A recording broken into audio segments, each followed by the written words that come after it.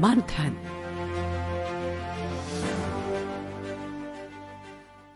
ये आकाशवाणी है। प्रस्तुत है कार्यक्रम मंथन। इसके अंतर्गत सुनिए जैव विविधता संरक्षण के महत्व और भारत की उपलब्धियों पर चर्चा। इसमें भाग ले रहे हैं पर्यावरणविद मुकुल सानवाल। कार्यक्रम का संचालन कर रहे हैं मनोज पाठक। नमस्कार। हम मानवों की संख्या जैसे जैसे बढ़ रही है, अन्य जीवों के लिए, अन्य वनस्पतियों के लिए अवसर घटते जा रहे हैं और इसी घटते हुए अवसर अन्य जैव जगत के लिए, जिसमें प्राणी और वनस्पति दोनों हैं, उसमें 3 नवंबर का कह लें कि आवश्यकता हमें है, आपको है। क्यों और कैसे और भारतवर्ष में सरकार ने क्या प्रयास किए हैं जैव विविधता बढ़ाने के लिए, आज हम चर्चा करने वाले हैं। इस कार्यक्रम में हमारे साथ इस चर्चा के लिए आमंत्रित हैं जाने माने देश के पर्यावरणविद मुकुल सानवाल। मुकुल जी, कार्यक्रम में आपका स्वागत है। Thank you. सबसे पहले तो हम यही मुकुल जी समझना चाहेंगे कि जैव विविधता दिवस की आवश्यकता हमें क्यों पड़ी। एक बड़ी अजीब ही परिस्थिति विश्व लेवल पर हुई है कि नगरीयकरण हुआ। 3/4 आबादी यूरोप और यूनाइटेड स्टेट्स में 50 साल पहले शहरों में पहुंच गई थी और उसकी वजह से क्लाइमेट चेंज का एक प्रकोप आया विश्व भर में जी।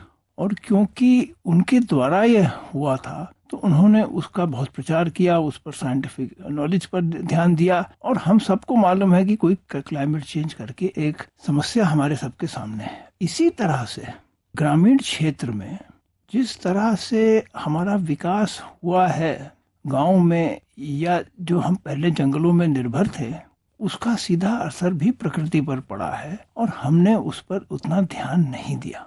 विश्व भर में भी ध्यान नहीं दिया गया क्योंकि इसकी शुरुआत नगरीकरण से नहीं थी, विकास से नहीं थी, पर इसकी जो शुरुआत थी वो हमारे कृषि उद्योग से ही शुरुआत हुई थी। और जब कृषि को छोड़कर हम लोग फैक्ट्रियों पर निकल गए या नगरों में निकल गए तो विदेशी देशों में कृषि पर उतना जोर नहीं रहा, ना लोग निर्भर रहे, सब लोग नगरों में पहुंच गए या फैक्ट्रियों में पहुंच गए।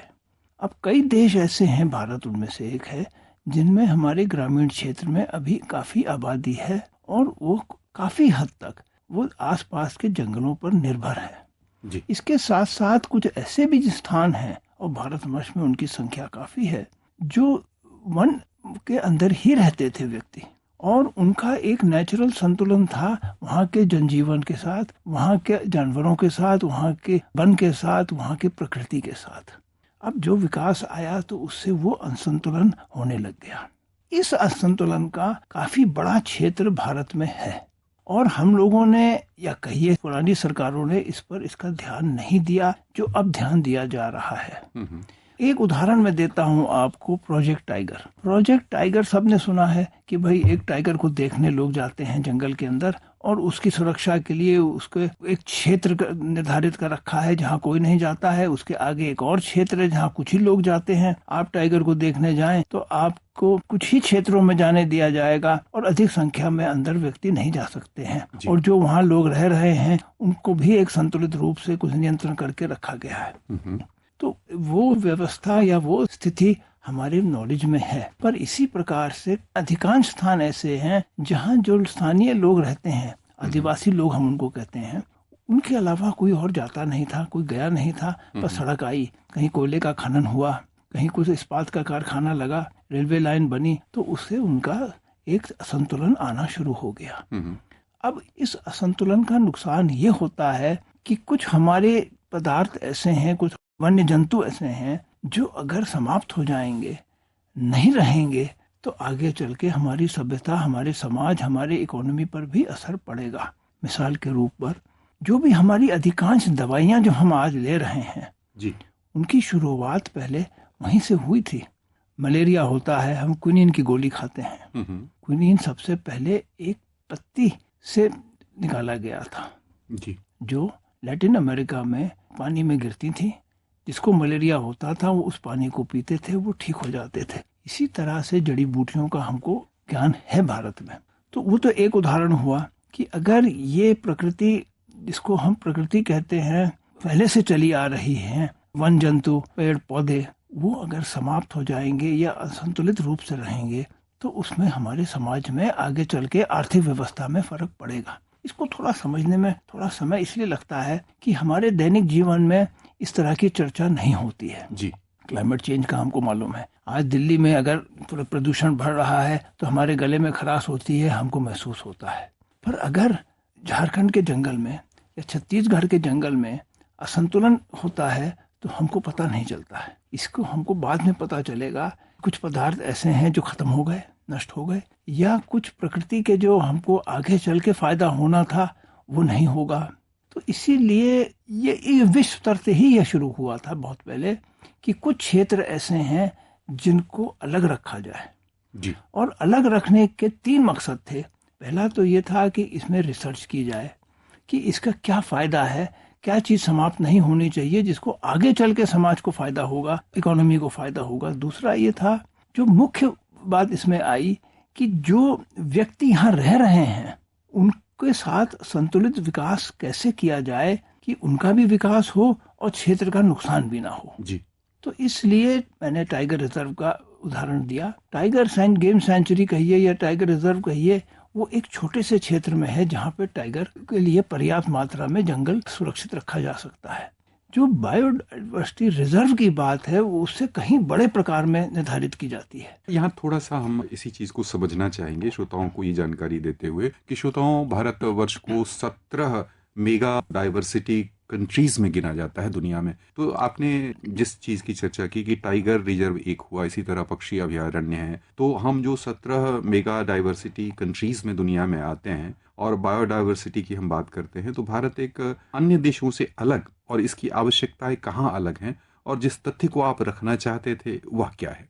भारत का आपने कहा चर्चा की तो सुंदरबन एक अलग प्रकार का है। Gulf of Mannar south India में है, ये तमिलनाडु और श्रीलंका के बीच में जी। पूरे नीलगिरी क्षेत्र को किया गया है इसमें, जिसमें टाइगर भी है, हाथी भी है और नीलगिरी थार भी है जी।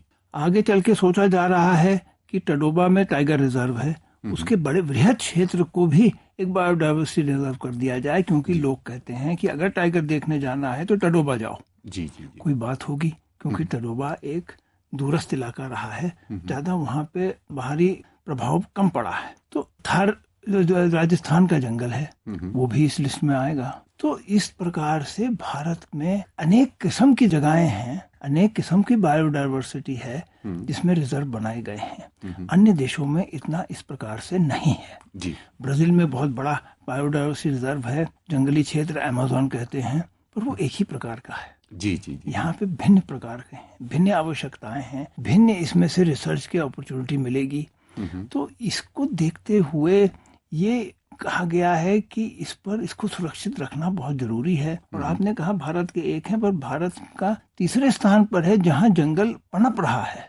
इन्हीं स्थानों में अब हमने देखा है कि आंकड़ों के हिसाब से कि इन स्थानों में व्यवस्था इतनी रखी गई है कि ये सुरक्षित रखे गए हैं, सिर्फ कागज में ही नहीं, पर वास्तविकता यह है कि यहाँ पे जंगल, क्योंकि जंगल से ही पता चलता है कि भाई किस प्रकार की सुरक्षा यहाँ व्यवस्था है। और हर एक क्षेत्र में आदिवासी या जो लोग पहले से इन क्षेत्रों में रह रहे थे वो अभी भी रह रहे हैं, उनका अभी भी विकास हो रहा है, पर वो संतुलित विकास किया जा रहा है और उसके लिए अलग रिसर्च हो रही है। तो एक रिसर्च तो हो रही है कि प्रकृति से हमको क्या लाभ होगा और प्रकृति से क्या नुकसान होगा अगर प्रकृति खत्म हो जाएगी, और दूसरी रिसर्च हो रही है कि जो लोग यहाँ रहते हैं उनका किस तरह से विकास किया जाए, किस तरह से उनका संबंध बनाया जाए यहाँ के वन जंतुओं में और जो यहाँ की वृक्ष हैं और जो नेचर कहिए। तो ये दोनों रिसर्च एक साथ चल रहे हैं और इसका रिजल्ट ये निकलेगा कि आगे चलकर हम इतना सुनिश्चित कर रहे हैं कि जब भारत का और विकास होगा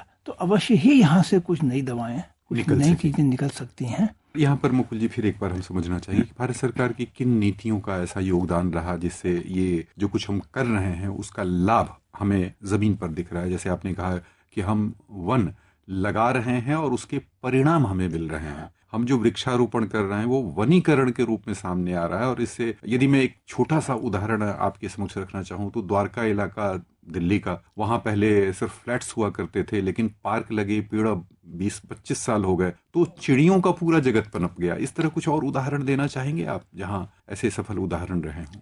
एक तो उदाहरण ये है कि साउथ अफ्रीका से चीता लाके हमने मध्य प्रदेश में छोड़ा। जी, ये कोशिश की गई कि पहले भारतवर्ष में चीता हुआ करते थे, चीता रखते थे शिकार खेलने के लिए, फिर वो खत्म हो गए किसी तरह से, तो हम उनको यहाँ लाके पनप सकते हैं, वो यहाँ नहीं पनप सकते हैं जी। उनकी ब्रीडिंग भी हुई है, छोटे बच्चे भी हुए, इसका मतलब वो यहाँ पनप रहे हैं जी। उसका असर पड़ेगा।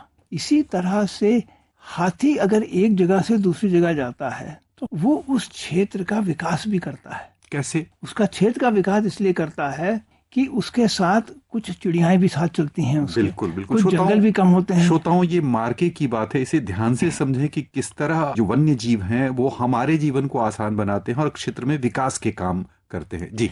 और उसकी जो वेस्ट है उसमें भी कुछ बीज, कुछ और पदार्थ आ जाते हैं ताकि वो भी फैल जाते हैं जंगल में। तो एक प्रकृति ने ही अपना एक ऐसा संतुलन बनाया था कि एक पर दूसरा निर्भर है। शुरू में जो आदिवासी रहते थे वो प्रकृति के साथ ही मिले हुए थे जी। जब बाहर का प्रभाव आया, कुछ बिजली आई, कुछ फैक्ट्रियां लगी, कुछ लकड़ी और कटने लगी अपने प्रयोग के नहीं बाहर भेजने के लिए, तो एक असंतुलन आया जी। अब उस असंतुलन को स्टडी करने के लिए ये बायोडायवर्सिटी रिजर्व बनाए गए हैं कि जिस तरह से जो लोग अंदर रहते हैं उनकी आवश्यकता भी है। अगर लोग बिल्कुल हम हटा देंगे जंगल के अंदर से या प्रकृति के अंदर से अलग कर देंगे तो उसका भी बुरा प्रभाव पड़ेगा। जी जी। कि जो संतुलन है उसको कैसे रिस्टोर किया जाए आज की परिस्थितियों को देखते हुए। हम यदि ये समझना चाहें कि भारत सरकार के जो प्रयास रहे हैं वो जैव विविधता के लिए, वो किस प्रकार सहायक हुए हैं अपने लक्ष्य को पाने के लिए, यदि हम कुछ कानून को समझना चाहें या सरकार के प्रयासों को समझना चाहें तो किस तरह आकलन कर सकेंगे? अंग्रेज सरकार ने लकड़ी का कमर्शियल ऑपरेशन, लकड़ी को जंगल से निकालकर बेचने का काम शुरू किया। उसके पहले जो राजा थे यहाँ पे या जो हमारी समाज थी वो जंगल को बड़े पैमाने पे काटती थी अपने काम के लिए, घर बनाना है, महल बनाना है, पुल बनाना है, पर लकड़ी जंगल को काट के कहीं और नहीं भेजती थी। जब औद्योगिकरण हुआ जंगलों का तो उससे उनकी क्वालिटी कहिए, निर्गुणता कहिए या उनकी मात्रा संख्या कम हुई। तो सबसे पहले तो शासन ने जंगल के कटान पर रोक लगाई जी। जैसे जैसे और इस पर स्टडी किया गया या अध्ययन किया गया और लोगों ने अंदर देखा कि भाई अब जंगल तो पनप रहा है पर विकास भी आ रहा है जी। तब ये जरूरत महसूस होने लगी कि सिर्फ लकड़ी ही नहीं, सिर्फ पेड़ ही नहीं, और जो वहाँ पे पदार्थ हैं और जो वहाँ जानवर हैं घास को लेके, और सिर्फ टाइगर या जानवर ही नहीं, जो छोटी चिड़िया हैं वो सबको पनपने की जरूरत पड़ती है जी। और वो एक दूसरे पर निर्भर हैं। बिल्कुल। सबसे बड़ी जानकारी यह निकली कि ये एक दूसरे पर निर्भर हैं। बिल्कुल। ये अकेले नहीं देखा जा सकता है और मानव जाति भी उनके ऊपर निर्भर है। बिल्कुल। तो जब ये बात सामने आई कि एक दूसरे पर निर्भर हैं तो ये सामने आया कि संतुलित विकास होना चाहिए और इस निर्भरता को, इस बैलेंस को नहीं तोड़ना है। बिल्कुल। उस पर भारत सरकार बहुत अच्छे तरह से कामयाब हुई है। आम हमारे श्रोता हैं उनको क्या संदेश देना चाहेंगे कि हम सामान्य जन, सुनने वाले लोग किस तरह जैव विविधता को बनाए रखने में अपना योगदान दे सकते हैं? इनके योगदान के रूप में तो यह है कि जो लोग ऐसे क्षेत्रों के आसपास रहते हैं उनमें ये कॉन्शियसनेस होनी चाहिए या उनमें ये जागरूकता होनी चाहिए कि इस क्षेत्र से हमको आज लकड़ी काट कर या जानवर को मार कर लाभ नहीं उठाना है, क्योंकि ये हमारी आगे वाली पीढ़ियों पर इसका एक असर होगा। उन क्षेत्रों में जिन जंगल के आसपास जो लोग रहते हैं उनमें ये जागरूकता लाने की जरूरत है कि तुम्हारे दिनचर्या में थोड़ा सा परिवर्तन करो ताकि ये क्षेत्र पनपे। यानी श्रोताओं, यही हमारे विशेषज्ञ का संदेश कि हम जहाँ कहीं हैं वहाँ पर जीव जंतुओं की रक्षा के लिए, वहाँ की वनस्पतियों की रक्षा के लिए अपना जो भी योगदान हम दे सकते हैं अवश्य दें, अपने जीवन शैली में परिवर्तन लाएं। तो आप सभी श्रोताओं की ओर से हम मुकुल सानवाल जी को बहुत बहुत धन्यवाद देना चाहेंगे। आपका बहुत बहुत धन्यवाद। धन्यवाद। अभी आप सुन रहे थे जैव विविधता संरक्षण के महत्व और भारत की उपलब्धियों पर चर्चा। इसमें भाग ले रहे थे पर्यावरणविद मुकुल सानवाल। कार्यक्रम का संचालन कर रहे थे मनोज पाठक। यह कार्यक्रम आकाशवाणी के समाचार सेवा प्रभाग द्वारा प्रस्तुत किया गया।